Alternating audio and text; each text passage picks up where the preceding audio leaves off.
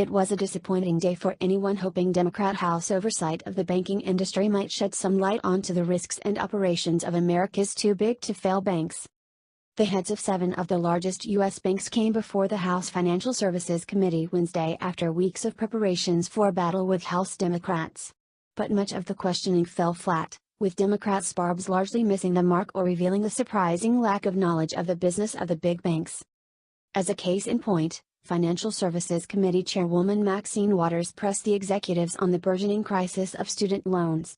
Total student loan debt now exceeds $1.5 trillion, making it the second largest category of consumer debt after home loans.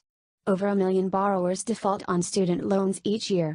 If current default trends continue, close to 40% of borrowers are expected to default on their student loans by 2023, according to a Brookings Institute study. What are you guys doing to help us with this student loan debt? Who would like to answer first? Mr. Moynihan, Big Bank, Waters asked, directing her question first to Bank of America CEO Brian Moynihan.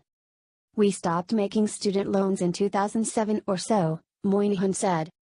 Oh, so you don't do it anymore? Mr. Corbat? Waters said, turning her attention to Citigroup CEO Michael Corbat. We exited student lending in 2009, Corbat said. It fell to J.P. Morgan Chase CEO Jamie Dimon to break the news to Waters that the big banks are no longer in the business of making student loans. The federal government forced commercial banks out of the student loan business back in 2010. The Department of Education now makes almost all student loans directly. When the government took over student lending in 2010 or so, we stopped doing all student lending, Dimon said. The legislation pushing banks out of student lending was a centerpiece of President Obama's education agenda. It was celebrated as a major legislative victory and helped create room in the budget for Obamacare-related spending. Previously, the government made about 1/3 of student loans and backed the rest through a guarantee program that dated back to 1965.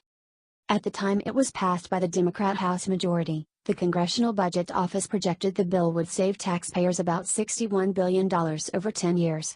Those projections have turned out to be too optimistic. A report released by the Department of Education's Inspector General last year estimated the government would make $5 billion on student loans extended in the fiscal year through September 30, 2015, down from $25 billion in profits projected just 3 years earlier. Escalating defaults likely mean that the program is now losing money.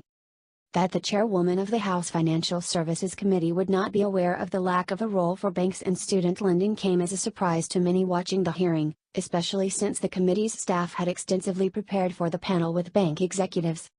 This gaffe took away some of the sting from Waters' accusation that the big banks were simply too big to manage their own operations.